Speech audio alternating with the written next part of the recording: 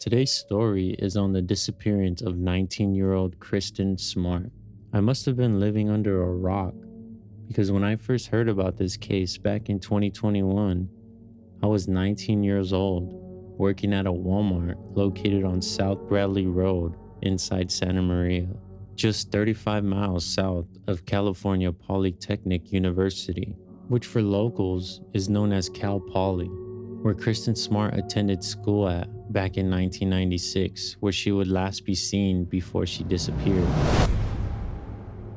I had a coworker around 70 years old whose number I had saved on my phone under Rad Brad tell me one day they finally arrested Paul Flores, where I had no idea who he was talking about. So I asked him. It's a landmark day in this very high-profile case, Major developments. disappearance of Kristin The Smart. San Luis Obispo County Sheriff's I'm here this afternoon to announce the arrest of Paul Flores for the murder of Kristin Smart. Paul, can you tell us what happened that night between you and Kristen? As the making of this video, we are now just 3 weeks away from the 30-year anniversary of Kristin Smart's disappearance, where she has been declared legally dead for 24 years now. Every time I think of this case, I can't help but wonder, how has she still not been found?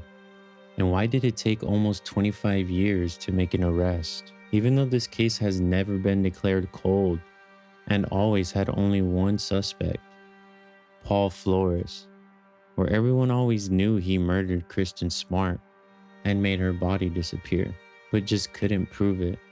So how did he evade arrest for almost 25 years? It might have something to do with this case being filled with the lack of urgency at the start, filled with negligence, incompetence, unprofessionalism, and just straight scandal. I'll be listing dates and the events that occurred on these dates. It's the afternoon of May 24th, 1996. Kristin Smart makes what she doesn't know to be her final call to her parents, Stan and Denise Smart. But they don't answer. She leaves a message saying she has good news and that she'll call them on their regularly scheduled call on Sunday night, which she would never be able to make. It's later revealed that the good news Kristin had was that she had finally located a test she felt she did well on that went missing a while back. It's now the evening. That Friday night, Kristin decided she wanted to go out with friends, so she gets ready. She was wearing a gray crop top, black board shorts, and red Puma brand athletic shoes. Kristin leaves Muir Hall with their good friend Margarita Campos, but she leaves without her dorm key, which she had lost just recently. She also leaves behind her ID and money. Margarita was her neighbor in the dorm, and she was counting on using Margarita's key to get back into the dorm that night. It's important to note that Margarita never really wanted to go party. It was Kristin who insisted and begged her friend to tag along, where she would ultimately budge and accompany Kristin. As the two girls are leaving, they run into two other girls who were in the hall looking for a party to go to as well. They all leave and flag down a guy in a truck they knew for a ride. They first go to a house off of Foothill Boulevard in San Luis Obispo, where they sat and watched a few guys play video games, where Kristin kind of thought it was lame and didn't want to spend her Friday night watching a few guys play video games. They would then leave after having only one beer, according to her friend Margarita. They went back to driving around looking for a better party, but because most students were out of town for Memorial Day weekend, there just wasn't any parties. Kristin would then ask to be dropped off with her friend Margarita near the houses surrounding Cal Poly, which pretty much functioned as the frat houses, and they figured there's got to be a party going on somewhere, so they proceeded to look on foot. After a few streets, Margarita followed Kristin up to the parking lot of the Foothill Hacienda Apartments at 190 California Boulevard, before Margarita would get tired of looking and wants to go home. At this, they kind of get in a back and forth of Kristin begging Margarita to just check one more street with her, and Margarita saying no, she doesn't want to because she's tired. I was like, Kristin, I'm gonna go back home. I'm gonna go back to the dorms. You can go. And she's like, please come with me. Please come with me. I told her I didn't want to go. Where eventually Margarita was over it. She put her foot down and told Kristin, no, I'm done. So she would give Kristin the dorm key so she would be able to get back home. Because Margarita had just enough time to make it back to their dorm rooms where the doors would still be open, so she wouldn't need the key, not knowing this would be the last time Margarita would ever see her friend again.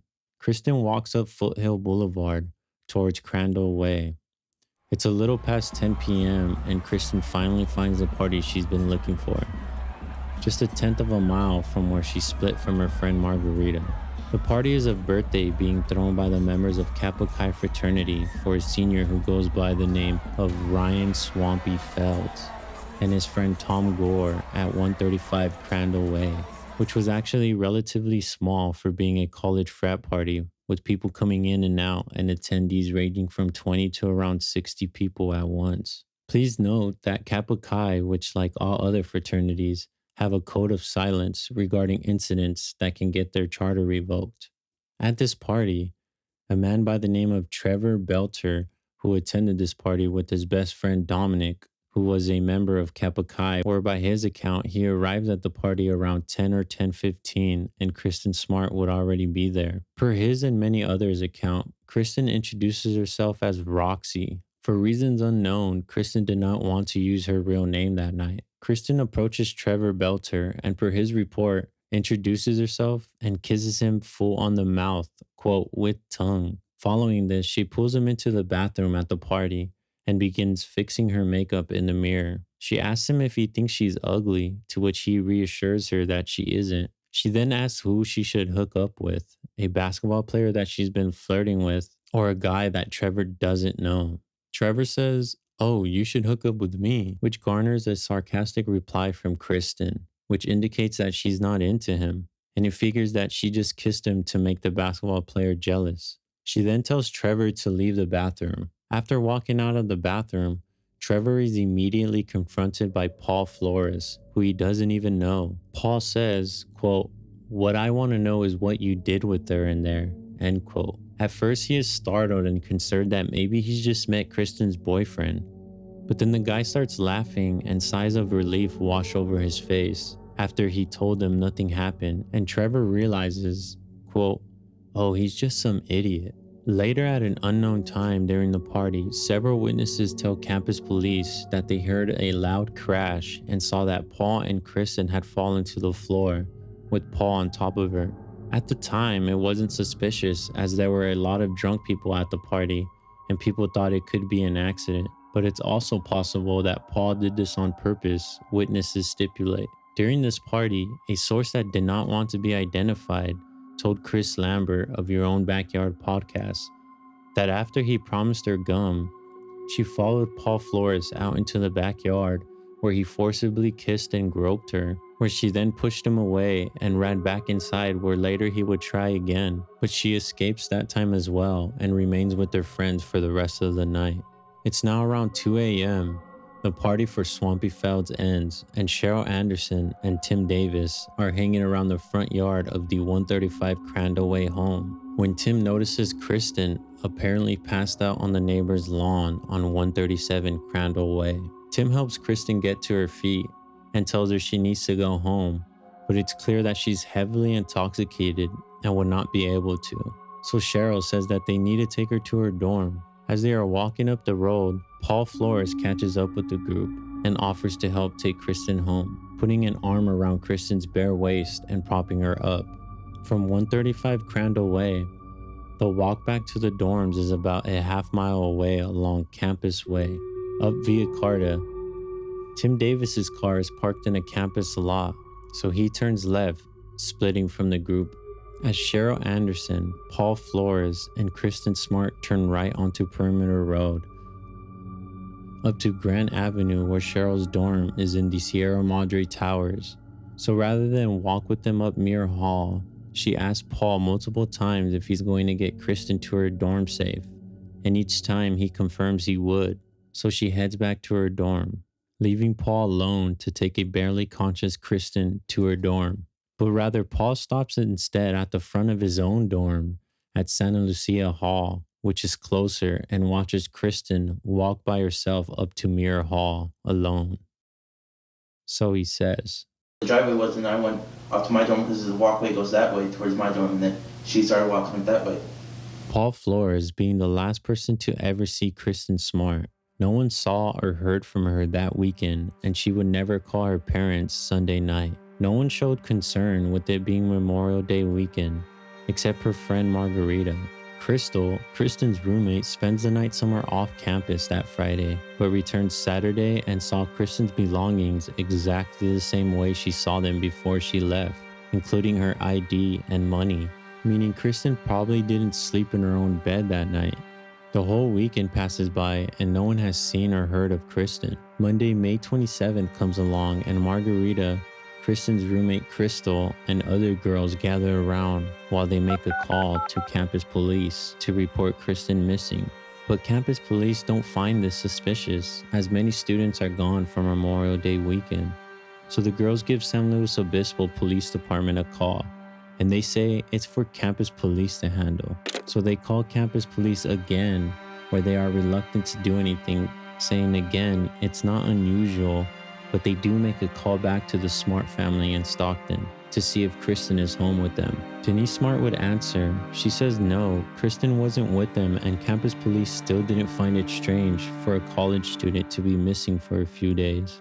No official took her disappearance seriously, saying things like she ran off or went camping with friends, even though she had no car nor license, and leaving her money and ID back at her dorm. Cal Poly paper doesn't report her missing till May 31st, a whole week after Kristin Smart was last seen.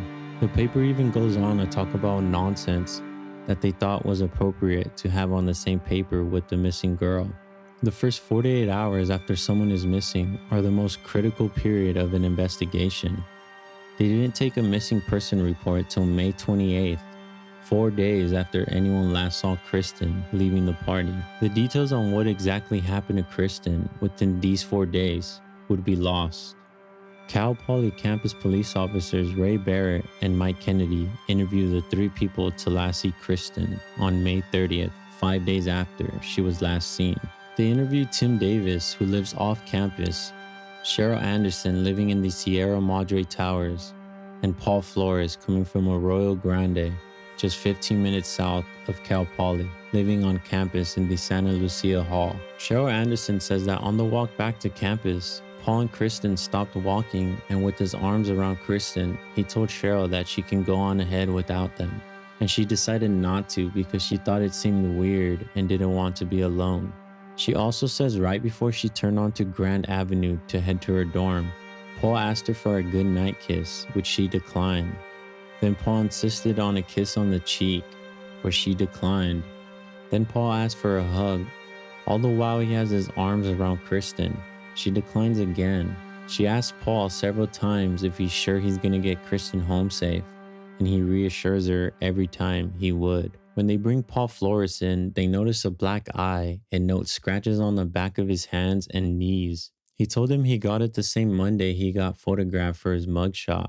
He got arrested for not showing up for court, where he was previously taken into custody for a DUI, but he told him he got it while playing basketball with his friend Jeremy Moon at Harlow Elementary School. When police talked to Jeremy a week later, he tells them that he saw Paul Sunday before the basketball game, and he already had the black eye, and Paul told him that he just woke up with it and didn't know how he got it. On June 19th, 1996, Paul is interviewed by the Arroyo Grande Police Department.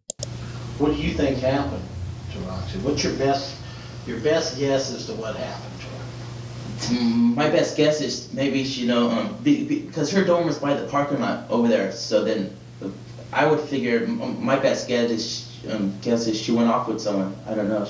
How convenient for him. Why Taco Bell? Because Taco Bell's open all night long. You're saying that's your best opinion if she's alive, right? Yeah. Okay. Now, I'm no psychologist or detective, but to me that pause he did was him thinking of Kristin being dead and probably the exact memory of him doing it. Let's suppose that something bad happened to her and she's not alive anymore. What would be your best guess or your opinion as to what happened to her if she's not alive anymore? What do you think happened? I would say like someone who she hitchhiked with or something abducted her or something, you know. Why would she be hitchhiking? We ask everybody for their opinion because it helps us. Now, although studying body language isn't foolproof, it does give some insight to the investigators. Throughout this whole interview, Paul almost always has his arms crossed in front of his body, subconsciously building separation from him and the officer. He assumes this position for almost the entire interview. A deceptive subject often assumes an initial posture and never significantly deviates from that posture. It's theorized that the deceptive subject is exerting so much thought and energy to generate verbal responses to the interviewer's questions that nonverbal communication becomes frozen. We've talked to a whole lot of people, and they've told us some things, and we tried to fit all these pieces together.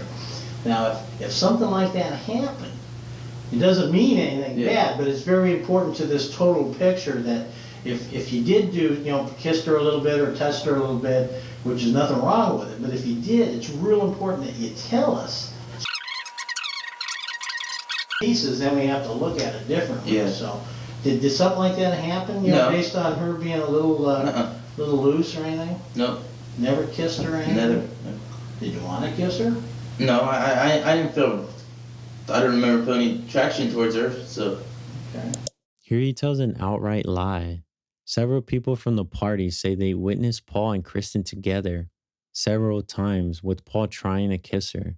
One witness even says that Paul told him that he fancied Kristin, saying she was, quote, hot. Let's go back to the party for a second. If somebody at the party, not just somebody, maybe how many, 4 or 5 people? 4 or 5 people told us that they saw you trying to kiss her at the party. And in fact, it was in the hallway at the party, and you were trying to kiss her. In fact, I think she fell down on the ground, and you were kind of laying down next to her, trying to kiss her or something. Can you remember what happened with that? Never even. I don't remember doing anything like that. Okay. It's possible they thought I was someone else. Well, that's what we thought. That's why we showed your picture, and they picked you out in the picture. Because she was kissing on a lot of guys that night. There was I never kissed her though. Huh. So 4 or 5 people were all wrong when they said that? Yeah, that part just confused us a little bit. It had another girl there I kissed though. No, you did? Yeah. Who'd you kiss? It was just I forget what her name was. I don't know. He's probably talking about the witness who states Paul tried to kiss her after baiting her to the backyard with a piece of gum. I thought you just told me you don't go up to strange girls and kiss them. What? I thought you just told me you don't go up to strange girls. No, it was like the girl I was talking to for a couple hours, and then I just gave her like a little quick kiss. Okay. When was the last time you had sex? Excuse me for asking personal questions, but I ask him every day too. But when was the last time you had some sex? I think during Christmas time. Christmas? Yeah, around during Christmas. Please. Well, when you got to the corner with Cheryl, though, you asked her for a hug, though, didn't you? Good night hug? Not that I remember, no. You didn't ask her for a good night kiss? I'm not saying you were all over. I'm just saying that you asked her for a hug, which isn't inappropriate or wrong or anything. There isn't anything wrong with asking someone for a hug, yeah. You know what to tell.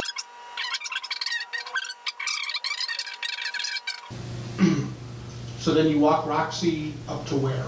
Up to, because what has the driveway, you guys went with me over there, and just like, I remember, I walked with her to where the driveway was, and I went up to my dorm because the walkway goes that way towards my dorm, and then she started walking that way.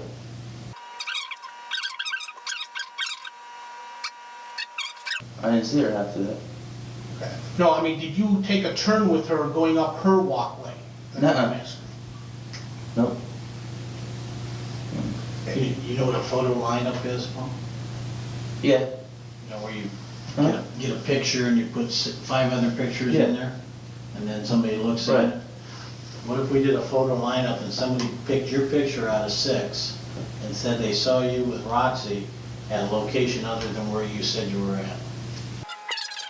Other than right there. Well, they probably saw us before. No, they weren't at the party. They just saw you, and we can't give you all the information that we have because it's kind of confidential, but they saw you at a location other than what you told us about. Now, is there something you haven't told us, something you left out? Nuh-uh. Why would they say they saw you someplace other than right there?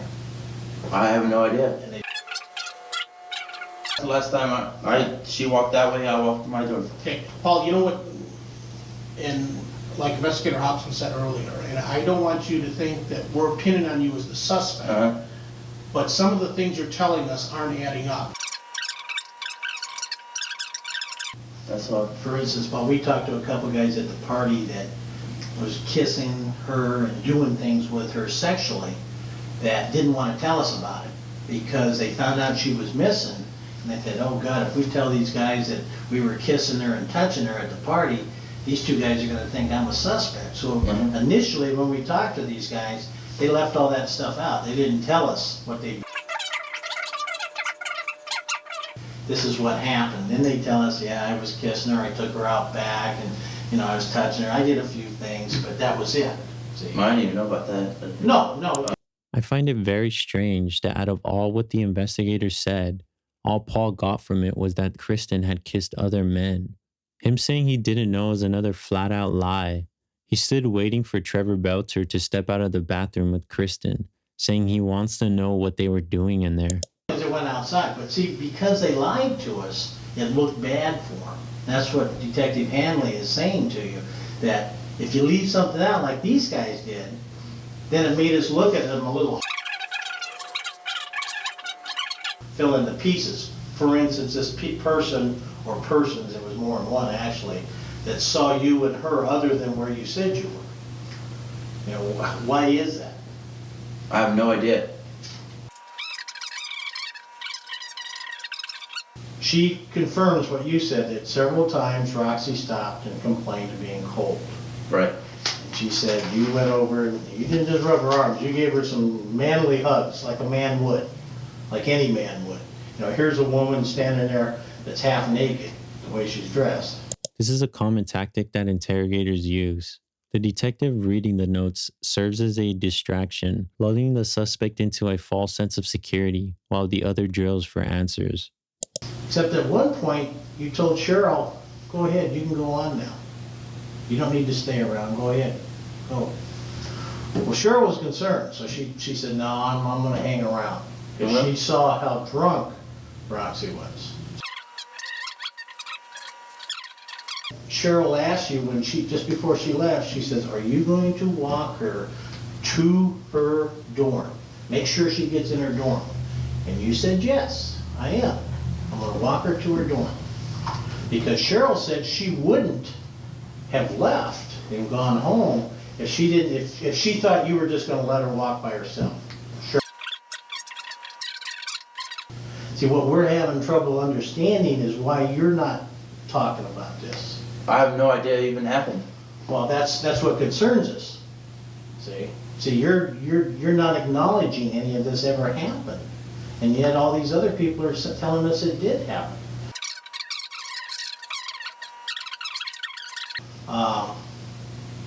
That we need to really get cleared up is, last time we talked to you, you had a black eye. Yeah. Remember that? Yeah. Okay. And what did you tell us? I told you I got it playing basketball. That's right. And where did you get it? In my car. What car? My Ranger at home. The Ranger. And when did it happen? On Memorial Day or Labor Day, whatever it was. Monday? Yeah. Happened about 2 o'clock in the morning. Why 2 in the morning? Because I was uninstalling my radio because I'm selling my truck. Mm-hmm. And where were you working on your car? In my garage. In the garage? And how'd you get the black eye? I hit the steering wheel. That's about it. But like, This is now the third explanation Paul has given to explain how he got a black eye around the time Kristin went missing. Because he didn't have it the night of the party. And his friend Jeremy states that on Sunday afternoon, May 26th, he picked Paul up at his father Paul Flores' house. and that Paul Flores was wearing a baseball cap, which was not usual for Paul. When he took it off, Jeremy noted that Paul had a black eye and that he told Jeremy that he woke up with it and didn't know how he got it. No, at this time, Paul also tells Jeremy that he had gone to a party at Cal Poly on Friday night and had gotten a blowjob from some slut in the bathroom. Okay. Did you ever get a blowjob from anybody? No. A girl? No girl's ever given you a blowjob? Nope. Never? Never. How many times? The first story he told investigators was that he had gotten the black eye playing basketball, and now he says he woke up with it Monday morning after hitting his face on his steering wheel, removing his stereo at 2 a.m., still a day after Jeremy said he saw the black eye. Like, how often do people hit their eye in the steering wheel? So, I don't know. see, it was like right here, so then I went like that, popped up, and then, Okay. Let me ask you this. but Listen, why didn't you tell us that? because it doesn't sound like a very likely thing. That's exactly my point. Yeah, but that was days later anyway, so. Well, no. Why was it so hard for you to tell us that you got that black eye hitting the steering wheel? It didn't really matter. What do you mean it didn't matter? It was days later, so why would it? Okay, if it didn't matter, then why did you lie about it? Well, it doesn't matter if I leave out little details. Why does it matter who I was even with that day, though? But why would you lie about that? So you got it on 2 o'clock in the morning Yeah. on a Sunday. Right. Taking. Well, it was actually Monday. 10 o'clock, something. It's like I started late on it, so it just took me a long time. So explain to me exactly how you hit your eye that got that black eye. It's like I was just like working. It's like I like to There seems to be a look for approval since the other investigator doesn't seem to believe him. see it out. It's like I was grabbing the wires, and I remember I just like popped up. I don't remember exactly. Okay. But what did you tell us? Because I told you I got an elbow playing basketball. Okay. And why did you tell us that? Because I didn't think it would matter. Okay.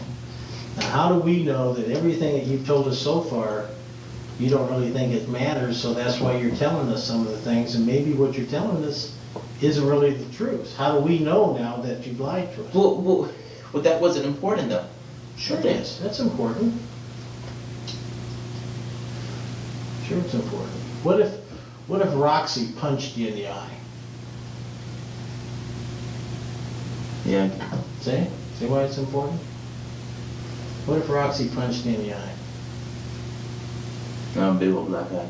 No, not a big old one. One about that size. Let me ask you this. Are you telling us the truth how you got that black eye? Yep. Go back to why you didn't tell us how you got your black eye. I didn't think it was any big deal. But I know no one saw me that Saturday night with a black eye because I did not have a black eye on that night. I didn't see my friend Jeremy till Monday.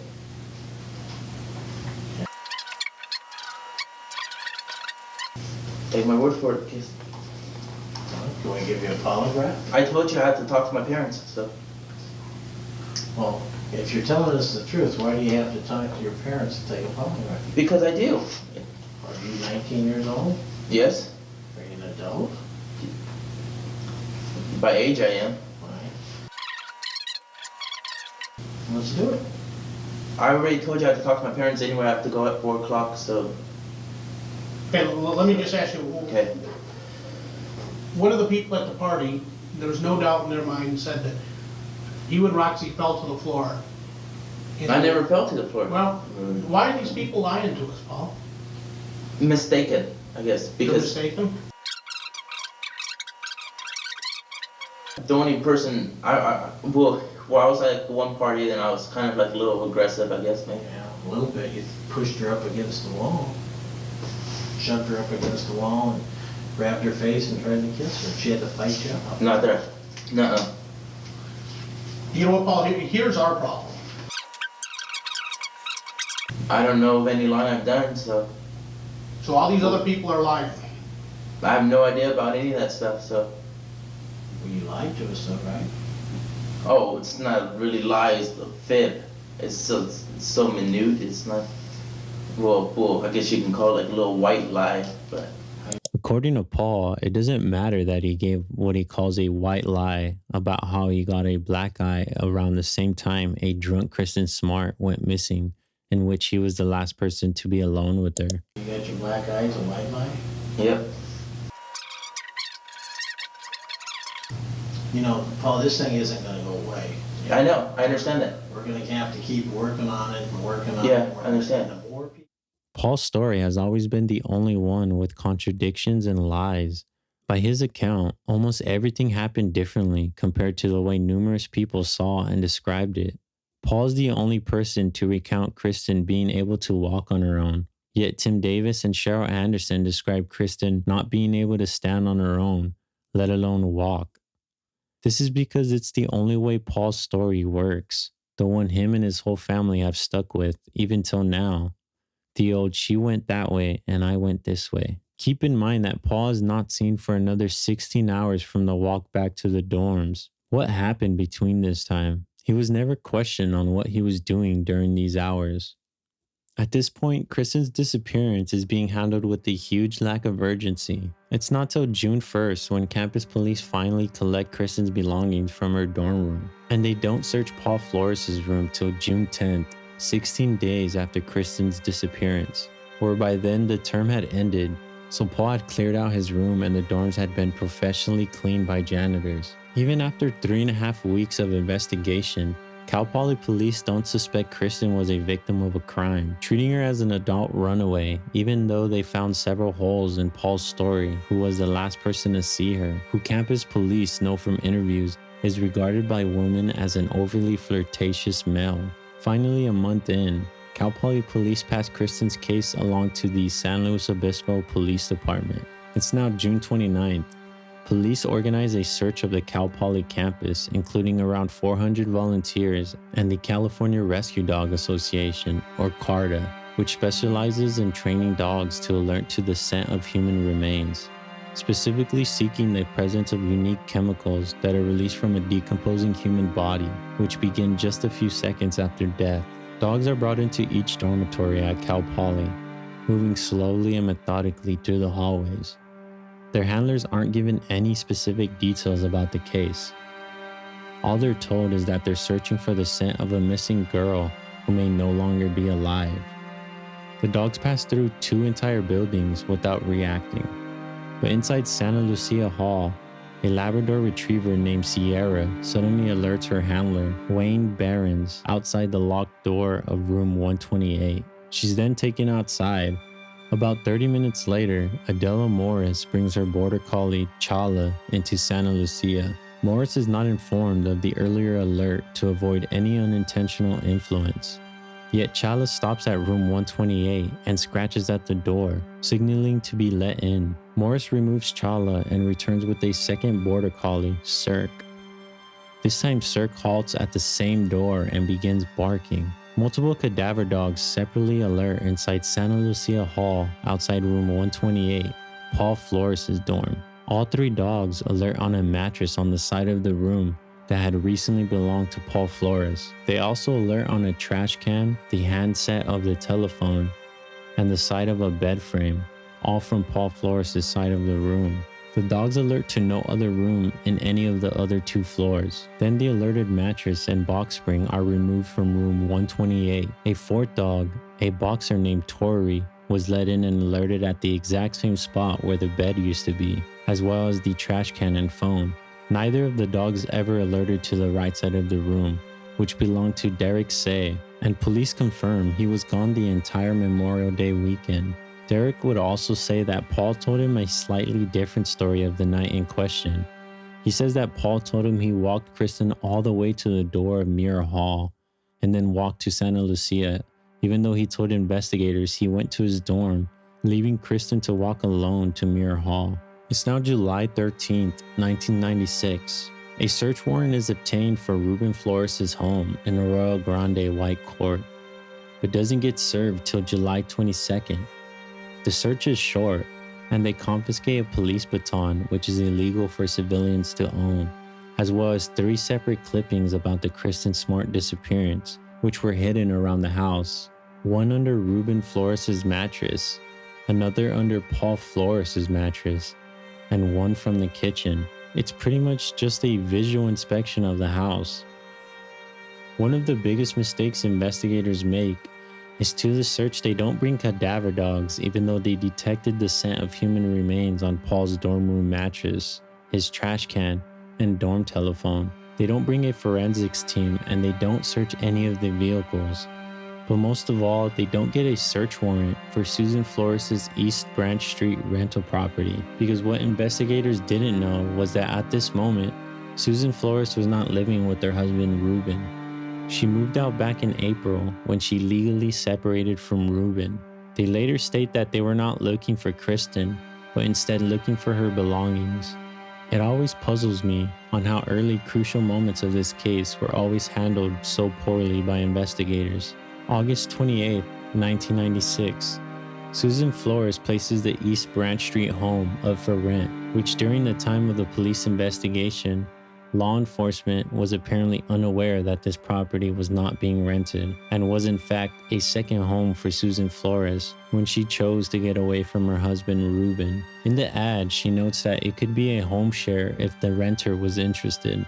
October 27, 1996. Susan Flores runs a new ad advertising the Branch Street home for rent at a lower cost. On October 1st, the Lassiter family moves into Susan's East Branch Street home and are warned not to touch the metal trash bins in the backyard by Susan, stating they will be picked up soon. Almost immediately after moving in, the Lassiter family starts getting mail from different people and some from a Stockton return address. It's Denise Smart, asking them to cooperate with police and to tell their son to come forward. A few weeks later, while washing her car, Mary Lassiter notices an earring lodged in a crack in the driveway. It's silver with a turquoise-colored stone and has a dark red mark on it that appears to be blood. Mary later says the earring looks like it could match the necklace Kristin is seen wearing on a billboard in Arroyo Grande. She places it in a plastic bag and stores it away. Mary and her mother Susan also report hearing a watch alarm going off every morning at 4:20 a.m. The sound seems to be coming from one of the concrete planters in the backyard. At one point, they try probing the soil with sticks to locate it, but hit concrete just a few inches down. After some time, the alarm eventually stops, indicating that the battery died. Please note that before her disappearance, Kristin Smart worked as a lifeguard, and being the newbie, she often got the 5 or 6 a.m. shifts. Just the next day, Ruben Flores comes to the Branch Street house to remove the old metal trash bins that had been sitting in the back corner of the yard, the ones Susan had previously insisted that the Lassiters not use. On October 28th, a detective whom the family later describes as big, bald, and intimidating, visits the Lassiter home. Though they can't remember his name, the family turns over the earring as potential evidence, offering their full cooperation with law enforcement, and the detective takes it with them. On November 26th, after learning that Paul Flores has moved to Orange, California and enlisted in the U.S. Navy, the Smart family quickly responds. Their attorney, James Murphy, files a wrongful death civil lawsuit in an effort to prevent Paul Flores from leaving the country. Through this lawsuit, Murphy gains the ability to subpoena potential witnesses. Those called include Cheryl Anderson, Tim Davis, several of Paul Flores' co-workers, his former manager from a 76 gas station, and Mary and Joe Lassiter. On December 3rd, Paul Flores is denied entry into the U.S. Navy once they learn of the wrongful death suit. January 23rd, 1997. The first round of depositions take place at Murphy's law office in Arroyo Grande. Cheryl Anderson does not provide any new details. Tim Davis does not appear for his deposition at all, risking contempt of court. During Mary Lassiter's deposition, the topic of the earring she discovered comes up. This marks the first time the Smart family and Murphy become aware of this possible huge piece of evidence. The next day, the Smart's attorney James Murphy formally requests that the Smart family be allowed to examine the earring to determine whether it belonged to Kristin. In early March, after more than a month of delays, Stan and Denise Smart are tired of waiting, so they go to the sheriff's department in San Luis Obispo to view the earring. But they are told it has been misplaced and is now lost. Authorities later claimed that the earring was never logged into evidence, stating that a visual inspection determined it did not belong to Kristin and instead appeared to be something a small child would wear. This is just another example of incompetence from authorities. How could they themselves determine that the earring did not belong to Kristin, even though they did not personally know her or confirm with the Smart family? It seems like a very easy task to do before basically throwing away a potential vital piece of evidence found at a house that belongs to the prime suspect's family. And by this time, it is well known that Susan Flores was living there at times. Not to mention, it had a dark red smudge, which appeared to be blood on it.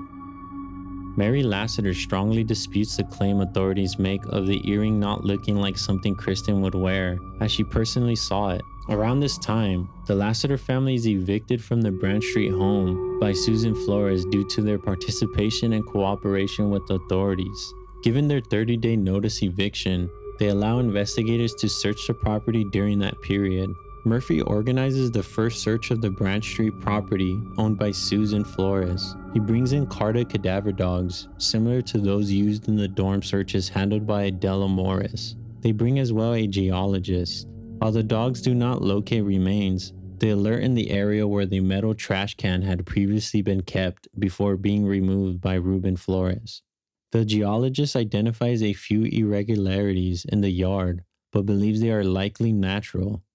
He notes, however, that this is his first time searching for a human body, and his assessment is limited by scattered chunks of broken concrete reportedly left over from prior work done by Ruben and Paul Flores. So the search turns up nothing. After the search and the Lassiter family moves out, Susan Flores moves in herself, and it's around this time that Denise Smart sends Susan pictures of Kristin from birth till just before she disappeared. She writes a desperate plea for Paul to come forward and help the investigation. A week and a half later, Susan returns the package with a note saying, "If I wanted to see pictures of your daughter, I would have asked for them. Look at them yourself." Now, one of, if not the biggest mistake authorities make is on May 23rd, 1997. Sheriff Ed Williams tells the San Luis Obispo Tribunal that without cooperation from Paul Flores, the case is unlikely to move forward. He emphasizes that investigators need Paul Flores to speak and tell him what he knows. So Paul takes his advice.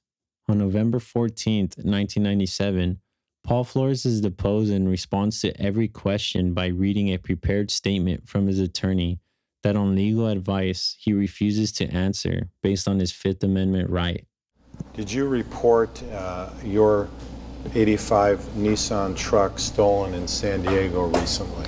On the advice of my attorney, I refuse to answer that question based on the Fifth Amendment of the United States Constitution. In May of '96, were you a student at Cal Poly? On the advice of my attorney, I refuse to answer that question based on the Fifth Amendment of the United States Constitution. I kind of find it funny that he can't even remember a simple sentence that he says numerous times. He has to look down and read the paper each time. What is the name of your father?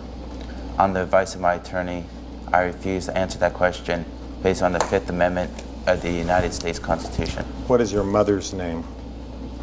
On the advice of my attorney, I refuse to answer that question based on the Fifth Amendment of the United States Constitution. Ruben Flores is also deposed. When you moved here to the Arroyo Grande area, who accompanied you on that move? A wife and 2 children. Okay, and your wife's name? Susan, Middle name? Paula, And your children's name? Paul, And his middle name? Ruben, And your other child's name, please? Ermelinda, And her middle name? Marie. But because he does not have the same protections, he answers questions but provides limited information. He denies ever replacing the bedliners in the family's trucks, then claims confusion about what a bedliner is when confronted with witness statements suggesting he planned to purchase one for Paul's Ford Ranger as a birthday gift, even though it was months away. Now, if they use those trucks to transport a body, the bedliner would indeed have evidence of that, so replacing it seems suspicious. He confirms he works as a payphone technician for General Telephone and Electric and travels throughout the county servicing units though he declines to specify locations beyond mentioning one rural phone at an antique shop. Ruben also states that Paul's 4-year-old Ford Ranger has been traded into a dealer and the Nissan pickup was stolen. How convenient. He also confirms a lawsuit settlement the Flores had to pay for medical bills due to Paul severely injuring another kid at school, which was found by Chris Lambert. There was a settlement in a case that involved your son, correct? I'm not sure when you use the word case or claim. Claim might be more accurate.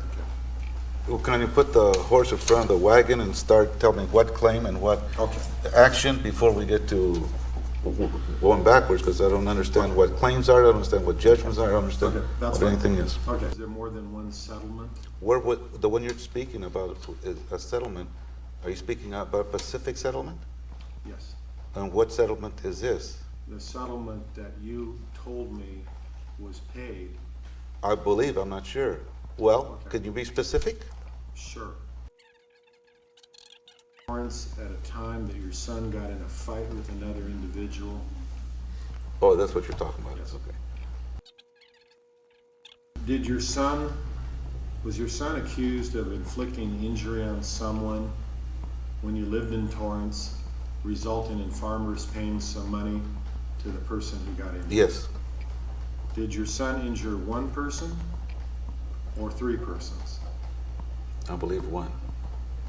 You had said that something about there being 3 persons. What did you mean by that? 3 kids jumped on him at school. He also confirms a lawsuit settlement the Flores had to pay for medical bills due to Paul severely injuring another kid at school, which was found by Chris Lambert. Nick Spreitzer. His story is that in PE class, he stood up for himself after a long time of bullying from Paul. It turned into a shoving match, then a wrestling match where Paul would get the better of him, being stronger. Paul was sitting on his face with his legs outward, and Nick threw a kick which would hit Paul straight in the face, where then Paul stood up and jumped in the air and stomped on Nick's head, where it's unknown if it was both or a single foot. He would say that he then got up and was very concussed. He couldn't even see and had to get help just to walk to the nurse's office, where his memory would quickly start to fade. He couldn't even remember his own or mother's name. He would be rushed to the ER and be stuck in the hospital for 5 days. It took 72 hours just to be able to answer basic questions. Now, Ruben Flores did not want to answer this at all and completely lied about what happened. He said that Paul was getting jumped by 3 guys where he defended himself and hurt a kid badly. This just goes to show that Paul's parents, Susan and Ruben, were either delusional or completely unaware of their child being a monster, or they just didn't care, and it seems as they always bailed him out of trouble. August 11th, 1998.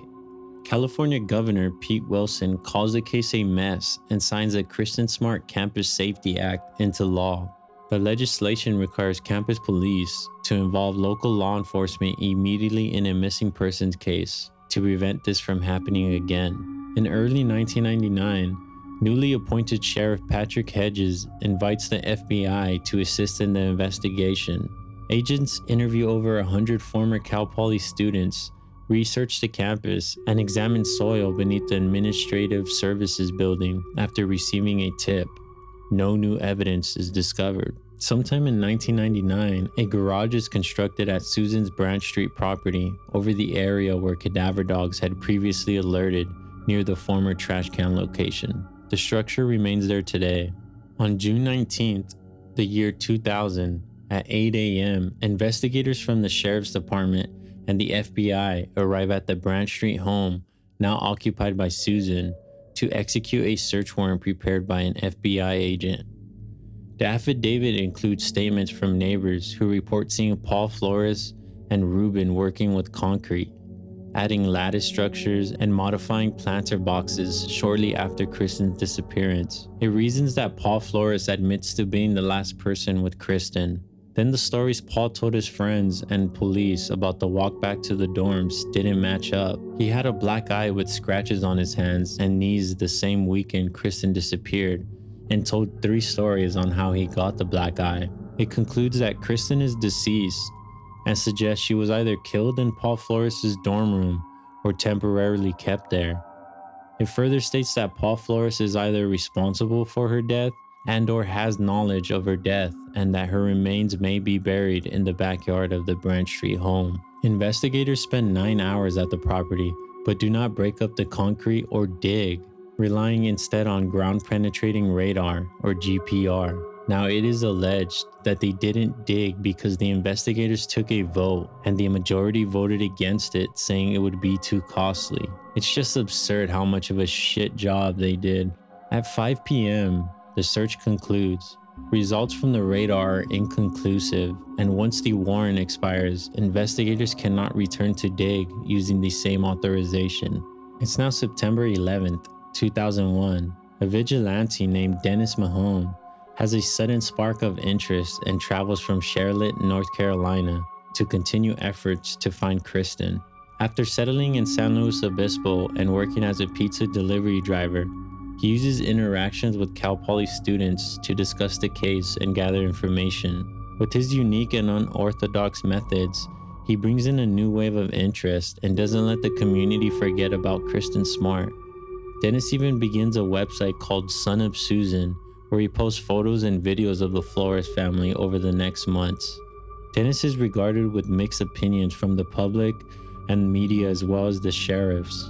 On April 27, 2002, Susan Flores calls the police again on Dennis. When she exits the home to talk to the police who are speaking with Dennis, Dennis begins photographing her. Susan goes into a rage and tackles Dennis and is taken away by the police, charged with assault. While in the back of the squad car, Dennis says that Susan calls out to him and says, quote, "Yeah, Paul killed Kristin, and he also killed that Montefiore girl too," end quote. Referencing another missing person case that Dennis had been involved with. She uses her hands to make a gun shape and says "pow" at Dennis. That's strange. In May of 2002, Paul would be sentenced to 8 months in jail for violating his probation for drinking alcohol in a bar in Costa Mesa, which his probation terms were that he not drink for 3 years because he's been pulled over drunk driving at least 3 times since 1996. We're just a little after, on May 25th, 2002, Kristin Denise Smart is declared legally dead 6 years after her disappearance.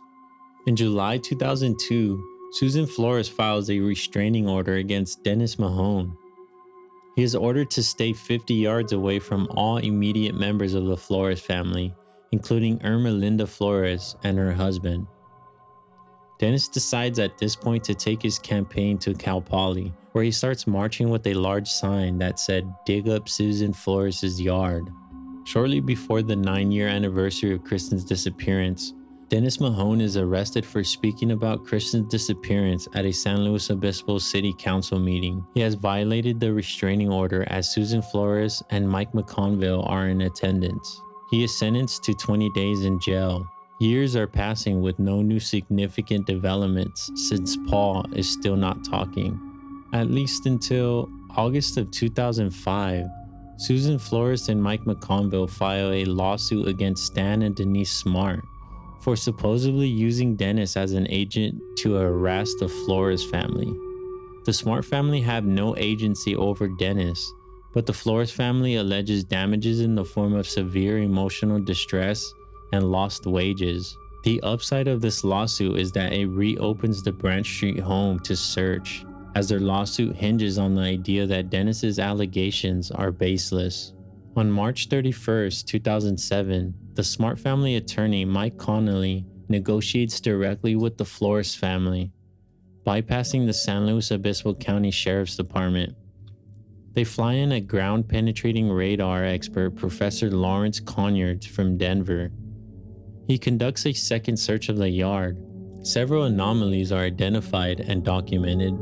Although the search is later described as having ruled out Susan Flores' backyard, the investigators were not permitted to excavate most of the yard, including the 6-foot by 3-foot concrete planter where the Lassiters had previously reported hearing a watch alarm. The whole west side of the house was not searched, and the east side could not be searched properly because imaging was limited by the garage floor, which contained wire mesh beneath the concrete, as well as a clutter that the Flores family refused to remove. But a small trench along the back wall, approximately 2 feet by a half foot, is detected, containing what GPR technician Lawrence Conyards believes could be debris such as bottles or cans. The team ultimately decides not to scan Ruben Flores' property with GPR at the time, citing the difficulty of clearing vegetation needed for accurate readings. With this search ending, no significant information appears for years. San Luis Obispo has now gone through a couple of sheriffs without being able to find Kristin or incriminating evidence to arrest Paul Flores. But there's a new sheriff in town, and he's looking to make a statement. Sheriff Ian Parkinson is elected in 2011, the one who'd ultimately bring down Paul. It's now June 2nd, 2014.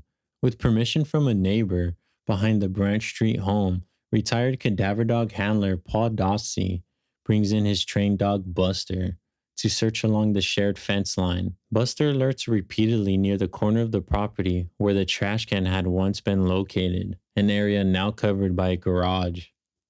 The search is cut short when the resident's boyfriend returns home, unaware of the activity, and asks the team to leave before a soil sample can be collected from that yard. However, a sample is obtained from another neighboring property bordering the same area.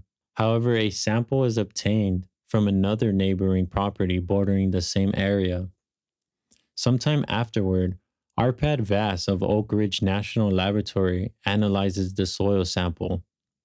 The results come back weak positive for chemical compounds associated specifically with human decomposition. Vass notes that this is consistent with soil taken from an adjacent property near where a body had been buried.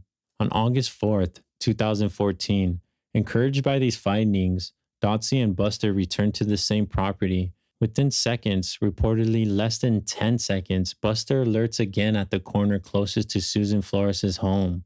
But sometime afterward, the San Luis Obispo County Sheriff's Department declines to pursue the findings from Dossie and Vass, citing that Buster's certification had expired, with Dotsie being retired had not maintained the certification. This is just ridiculous. The dog is trained to sniff and find dead people. It doesn't even know it's licensed, and yet they just disregard these findings. In early September in 2016, approximately 25 FBI agents joined local authorities in excavating the Cal Poly P, a large concrete letter on a hillside overlooking campus. The highly visible operation is prompted by a credible new lead, along with prior cadaver dog alerts in the area. 3 specific locations are identified and excavated over 4 days with, quote, items of interest recovered from each. Officials state that further analysis is required before determining any connection to Kristin's case. Bones are also found but must be tested to determine whether they are human or animal. According to reports from the San Luis Obispo Tribunal, sources suggest they are most likely animal remains. On September 7th, 2017, Sheriff's Office spokesperson Tony Cipolla states via email that authorities will not comment on the findings from the 2016 excavation at this time, citing an ongoing and active investigation. On September 30th, 2019, the podcast Your Own Backyard, created by legend Chris Lambert, is released, sparking renewed local and national attention on the case. It's actually a really well done podcast, which I've listened to a handful of times. If you really want to get a good grasp on this case, I highly recommend you go listen to it after this video. He just did an amazing job, and I, as well as many others, give him the credit for the arrest of Paul Flores, as it wasn't long after his podcast that the arrest was made. He definitely didn't let anyone forget about Kristin Denise Smart, especially not the Flores family. On January 19th, 2020, the Stockton Record reports that a source connected to the FBI tells the Smart family to, quote, be ready for a significant development. On January 29th, the Sheriff's Department publicly confirms it has recovered 2 vehicles once owned by the Flores family at the time of Kristin's disappearance. At least one of the vehicles was retrieved from out of state.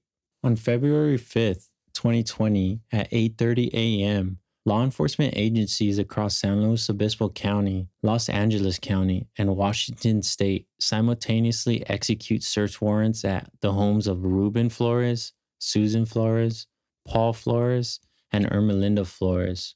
During the searches, various electronic devices, including phones and computers, are seized. Where on Paul's devices, they would find images and videos in a folder named Practice of numerous different women unconscious, so unable to give consent in sexual actions with Paul.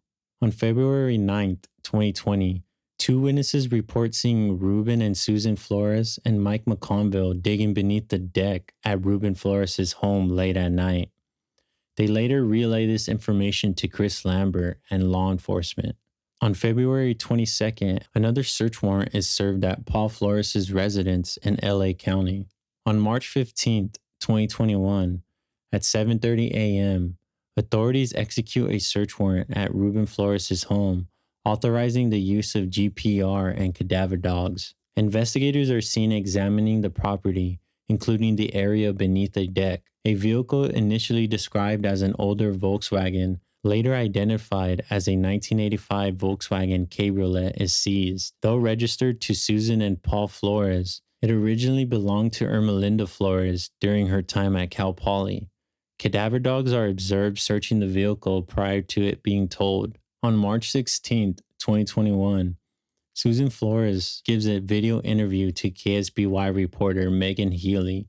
They're looking for remains of somebody?